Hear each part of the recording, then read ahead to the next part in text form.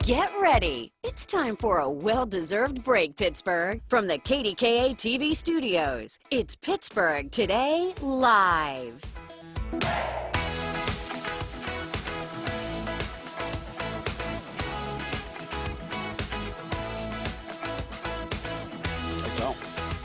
You don't. No, hey everyone. We are going to start off this Tuesday saying something very special to someone very special. We adore him, and it's a special day for him. Happy It's Ron birthday. Smiley's birthday. Happy birthday, Ron. We said it differently. Today is your birthday. Ba, ba, ba, ba, ba, ba, ba, ba. Well, we know he's enjoying it at least a little bit because he's home, hopefully Right. relaxing. Maybe he got a chance to sleep in. Hopefully he'll get some birthday cake too today. I hope so. Yeah. But well, if you have a birthday without birthday cake, I'm just saying things are just a little different for people that's right true. now. So that's true. we hope you get your slice of cake or the whole thing, Ron, if you want. Happy birthday, Ron. All right, so of course there are coronavirus concerns, but we want to start with the really focus on the positive. And one of these things is hilarious. Yeah, so the CDC, as we've been talking about, has recommended wearing masks when you're going out. But Late Show host Stephen Colbert on CBS said that somebody tried to warn us about this.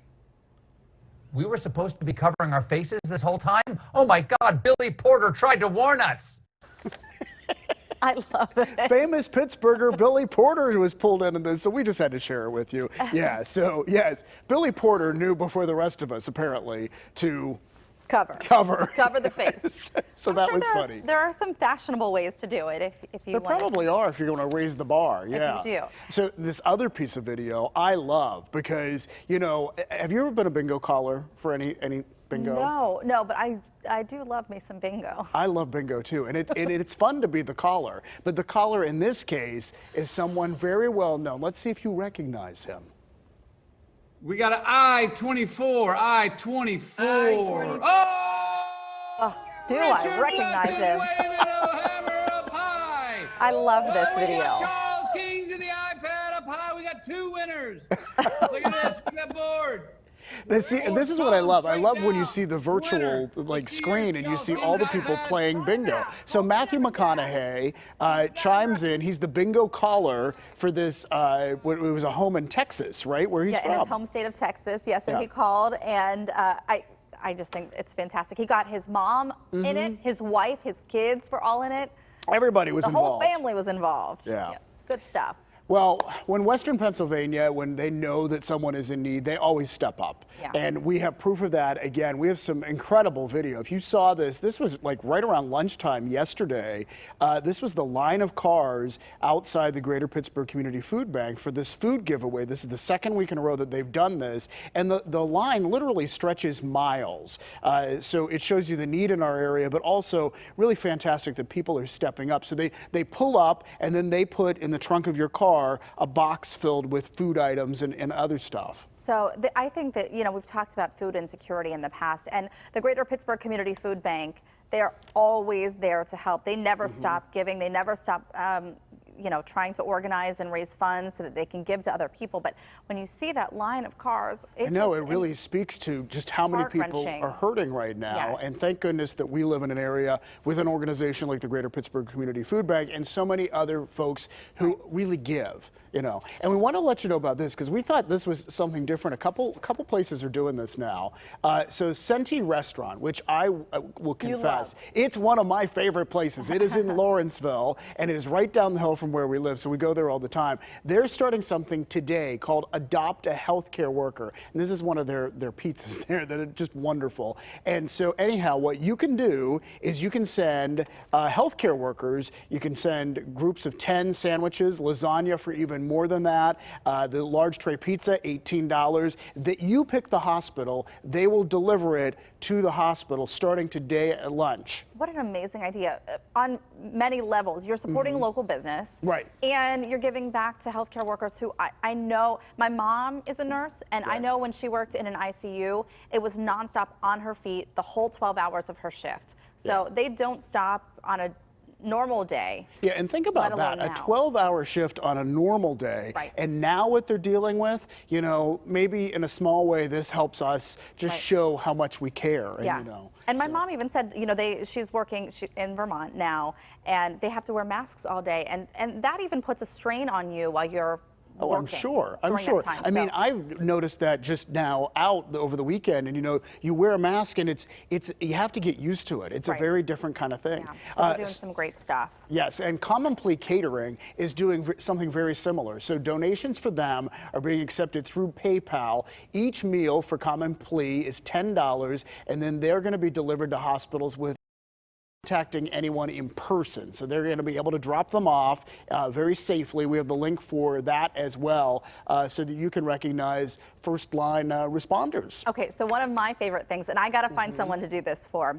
The Okay. Girl Scouts of Western Pennsylvania are also doing something similar where you can send cookies to medical professionals, to first responders, to nursing home staff.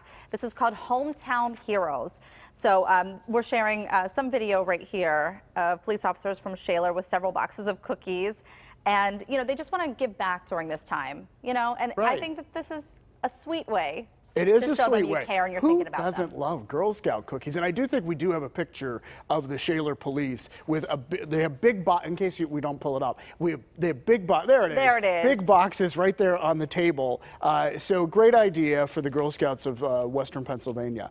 All right, so don't you like it? Can you remember back to when your parents would read you a story? I want to sing the song, but I only know a part of it.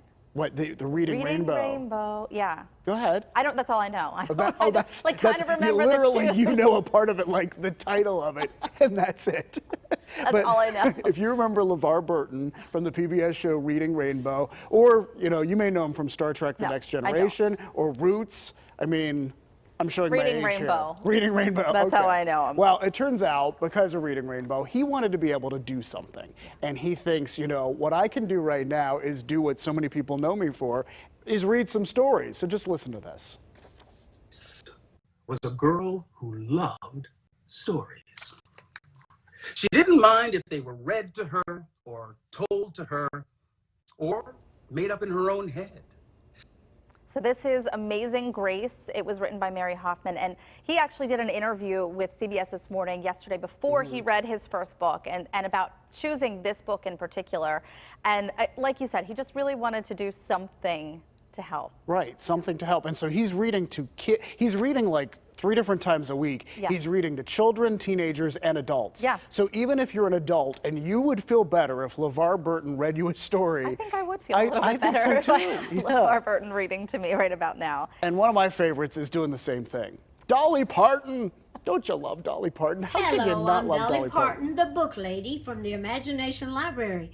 I want you to join me April the 7th. There she is, yeah. So she is reading bedtime stories on her website called Good Night with Dolly. So this is going to be every week. They will live stream this every Thursday evening at 7 p.m. And you know, she is part of this huge program, this Imagination Library, where they donate books to different communities. And in fact, they've partnered here in Pittsburgh with the Reading Ready program. So there are books, we talked about that last year, from Dolly Parton that are being donated to kids in our area. Do you know what I noticed? What? You said Dolly Parton the same way you say puppies. I think that's your excited pose. It's kind of like Oprah's Dolly gonna give Parton. away a car. There, you get a car. You get a car. Puppies! Puppies. Dolly Parton! There's something about her because, you know, so many different groups of people across the board love Dolly Parton. I think she brings people together, and I think at a time like this, this is what we need to think about. And so she's just a special person. And so, yes, I am not ashamed to tell you I adore Dolly Parton. A lot of us do. I don't even know what's coming up next now. I'm so It's knitting. rattled. Talking about okay. knitting, this is something that a lot of you are doing right now. In fact, we've gotten so many pictures from people Yeah. who are knitting masks or knitting, you know, various items to send to people. And this right here is the coronavirus. It's the coronavirus. This is cross stitch, actually. So it is a type of needle craft, I am told. And this is a PTL viewer, Barbara, who sent us this. She said she was not allowed to take video of her cutting her husband's hair to share with us. So instead, she's sharing this. Because apparently Barbara's been put into action for that too. But that's not all. Take a look at some of these other ones too. Now, these are knitted items that Jill Neely, our producer, found. But look, people are actually making the coronavirus. What do you call that? I don't know. We need a scientist to tell us what that is exactly. Yeah. A But cell? look A at this one. coronavirus cell? It's the thing we show in the graphic all the Yeah. time. Yeah. So anyhow. It's really neat what people are doing. I didn't realize until I saw all of this and people are writing in that how many different forms of knitting or cross-stitching there are, right? Right. And in fact, there are online tutorials right now. Apparently sales for the kits have gone up 75%. And I just have to show you one more thing. So if you're able to zoom into this, because we lost the picture, Mary Rob Jackson has been on the knitting bandwagon before this even happened. And earlier this year, she knitted Gary and I socks, house socks, she calls them. They're nice and warm and they're beautiful. Aww. And she's such a sweet lady. She's and talented. So she's so talented. In so many and ways. They're wonderful socks. So anyway, I just had to mention that. Well, Mary I'm glad Rob, that you did. We love you. We miss you. We do miss you. So yesterday we called out to all of you to say, hey, let's see some spring blossoms.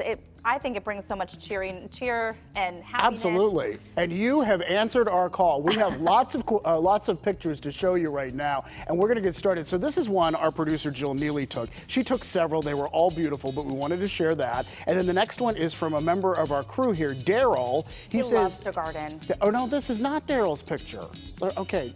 This is Jill still. There's another one from Jill. Okay. Yeah, this is beautiful. And then we may have a third one from Jill too. I'm not sure. No, that is not from Jill. All right, we're trying to find who that's from. That is from Daryl, I think. No, that is not from Daryl. That is, I think, Anne from Latrobe sent us this beautiful tree in white blossoms. Is that a dogwood?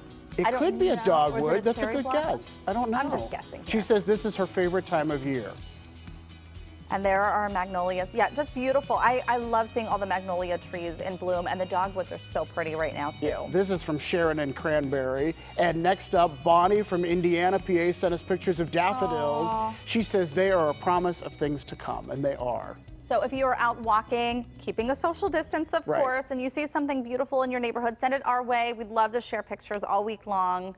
It really does lift your spirits, much the way Dolly Parton does. Yeah. Spring hopes eternal. Yes. Hope springs eternal. I think you got it right the second time. All right, well, it is time to take a break because there is a lot to get to in this show, including talking with advice columnist Natalie Bensavenga about coronavirus questions and also some sticky situations, social situations.